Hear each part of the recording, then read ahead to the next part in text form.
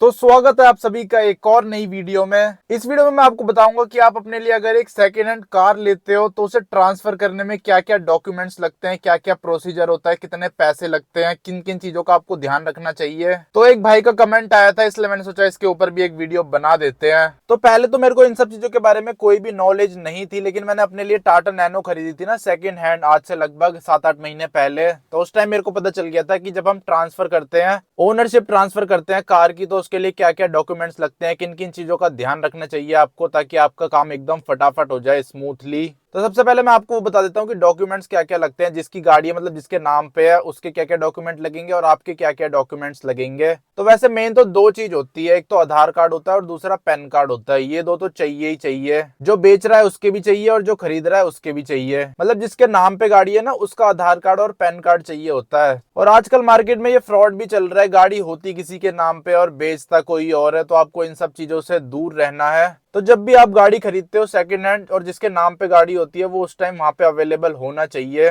अगर डीलर से खरीदते हो तो फिर भी एक बार को चल जाता है, लेकिन किसी इंसान से खरीद रहे हो तो वो इंसान अवेलेबल होना चाहिए जिसके नाम पे है गाड़ी, वरना फिर आपको आगे जाके दिक्कत हो सकती है बहुत सारी। तो इसलिए इस चीज का भी ध्यान रखना। तीसरी चीज जो आपको चाहिए होती है वो है गाड़ी का पॉल्यूशन और इंश्योरेंस। 4 चीज हो गई टोटल। तो गाड़ी का इंश्योरेंस होना भी जरूरी है और पॉल्यूशन होना भी जरूरी है। तो पॉल्यूशन तो हो जाता है सस्ते में, और अगर गाड़ी का इंश्योरेंस एक्सपायर हो रखा है तो अपने नाम पे करवा लेना। फिर उससे क्या है, इंश्योरेंस आपको ट्रांसफर करवाने की जरूरत नहीं पड़ेगी। लेकिन अगर गाड़ी का इंश्योरेंस है पहले से, तो उसको भी आपको ट्रांसफर करवाना पड़ेगा अपने नाम पे। और आरसी ट्रांसफर कराने के ना आपके पास 2 ऑप्शन होते हैं। पहला ऑप्शन तो ये होता है कि आप खुद से करो सारी चीजें। दूसरा ऑप्शन ये होता है कि आप किसी दुकान वाले के पास चले जाओ, साइबर कैफे वाले के पास चले जाओ। आजकल बहुत सारे बैठे रहते हैं मार्केट में, तो वो आपकी गाड़ी ट्रांसफर कर देंगे। अपने एक्स्ट्रा फीस लेते हैं वो, लेकिन काम कर देते हैं बढ़िया फटाफट। तो मेरे हिसाब से आप किसी साइबर कैफे से करवा लोगे ना तो वो ज्यादा बेटर रहेगा, क्योंकि उनका रोज का काम होता है, उन्हें सारी चीजें पता होती है और फटाफट कर देते हैं, कोई गलती नहीं करते।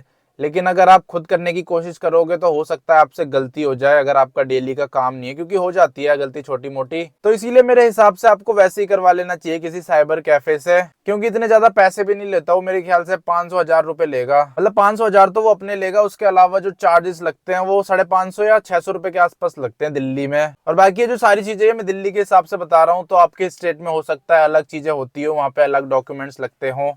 वैसे 2 डॉक्यूमेंट्स तो लगेंगे ही, आधार कार्ड और पैन कार्ड, और इंश्योरेंस भी लगेगा ही और पॉल्यूशन भी लगेगा ही।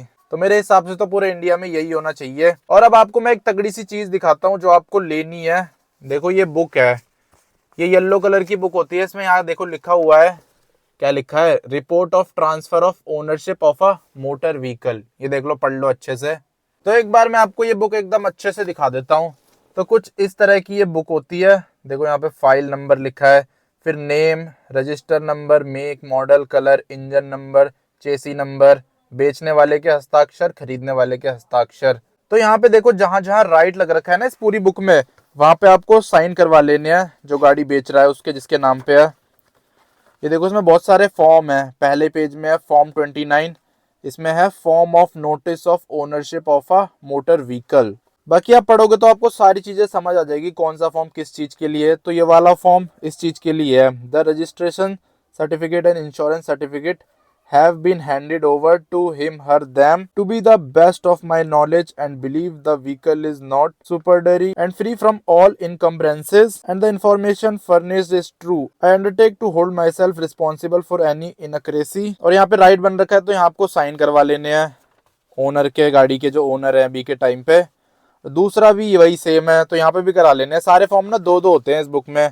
अब आ गया फॉर्म 26, ये तो उसके लिए कि अगर आरसी खो जाती है ना तो डुप्लीकेट आरसी के लिए, तो इसकी तो जरूरत है नहीं। अगला आता है form 28, form of application of no objection certificate and grant of certificate. तो इसमें भी आपको यहाँ पे साइन करा लेने हैं।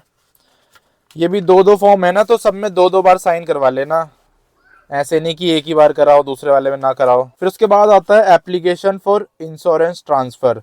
तो ये इंश्योरेंस के ट्रांसफर के लिए ये वाली एप्लीकेशन। तो अगर आपका इंश्योरेंस है तो इसमें भी करा लेना, और अगर नहीं है तो फिर जरूरत नहीं है इसमें भी करवाने की। फिर आता है ये एफिडेविट, तो इसमें भी करवा लेना। इसमें दोनों साइन उनके ही होंगे, तीनों साइन उनके ही होंगे, ओनर के। और लास्ट में आता है कैश रिसिप्ट। तो देख लो यार कितना ज्यादा इजी होता है, बस एक ही बुक खरीद लेना, ये आपको आरटीओ वगैरह में मिल जाएगी।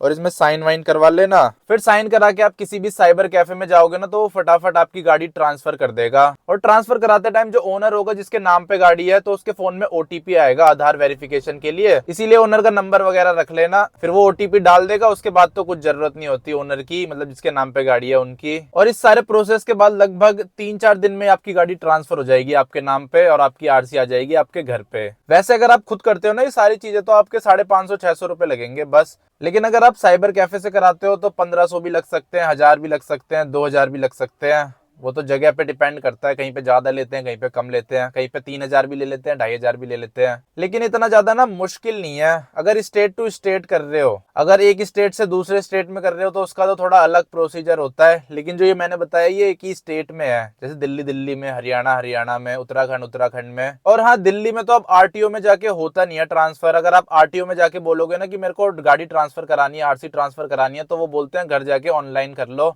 ऑफलाइन अब बंद हो चुका है। तो इसीलिए अब ऑफलाइन का ऑप्शन तो है ही नहीं अवेलेबल, ऑनलाइन ही करवाना पड़ेगा। या तो खुद कर लो या तो साइबर कैफे में जाके करवा लो आराम से। और ज्यादा टाइम भी नहीं लगता, थोड़ा ही टाइम लगता है, आधे घंटे लगेगा मुश्किल से और आपकी गाड़ी ट्रांसफर हो जाएगी आपके नाम पे। मतलब नाम पे ट्रांसफर होने में तो 2-3 दिन लग जाते हैं, पर वही है, काम फटाफट हो जाता है। आजकल ऑनलाइन का टाइम आ चुका है ना, दिल्ली में तो बहुत फटाफट हो जाता है। और हाँ, आपको एक और चीज का ध्यान रखना है, उसकी वजह से आपका ट्रांसफर अटक सकता है। वो है कि चालान नहीं होने चाहिए आपकी गाड़ी में।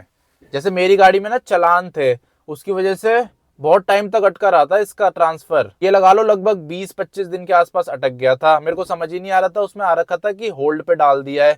फिर मैंने जब वहां पे जाके पता किया आरटीओ में, तब पता चला कि इसमें चालान है। और वो चालान ना ऐसे शो भी नहीं हो रहे थे वेबसाइट में, नहीं तो मैं भर देता। फिर जब मैं वहां गया आरटीओ तो मैंने फटाफट चालान भर दिए, फिर तुरंत के तुरंत मेरे नाम पे ट्रांसफर भी हो गई 1-2 दिन में ही। तो इसीलिए इस चीज का ध्यान रखना कि गाड़ी में चालान नहीं होने चाहिए। और चालान जरूर चेक कर लेना कोई भी गाड़ी खरीदने से पहले, क्योंकि कई बार क्या होता है जितने की गाड़ी होती है उतने के उस पर चालान भी होते हैं।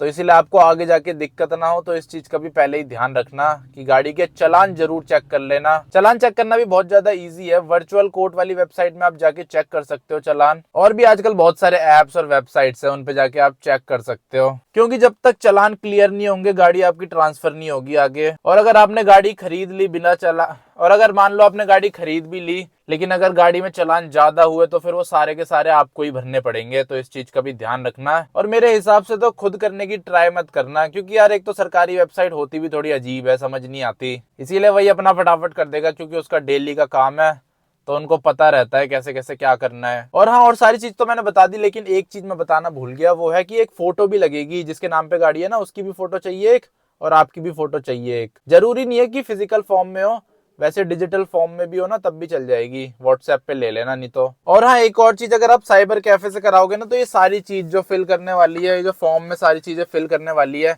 ये भी वही कर देगा आपके लिए फिल। तो जिससे आपको बिल्कुल भी दिक्कत नहीं होगी, थोड़ा सा भी आपको काम नहीं करना पड़ेगा, सारी चीजें आपकी एकदम स्मूथली हो जाएंगी। तो आई होप आपको पता चल गया होगा कि गाड़ी, अगर आप सेकंड हैंड गाड़ी कोई खरीदते हो और उसे ट्रांसफर कराते हो तो क्या क्या चीजें लगती है, कैसे कराते हैं। तो बस इस वीडियो को यहीं पे एंड कर देते हैं। अगर और कुछ पूछना हो तो मेरे से कमेंट बॉक्स में पूछ सकते हो, नहीं तो मेरे को इंस्टाग्राम पे डीएम कर देना, द कार्तिक रावत के नाम से आईडी है। तो मिलता हूँ आपसे कल अगली वीडियो में। जय हिंद।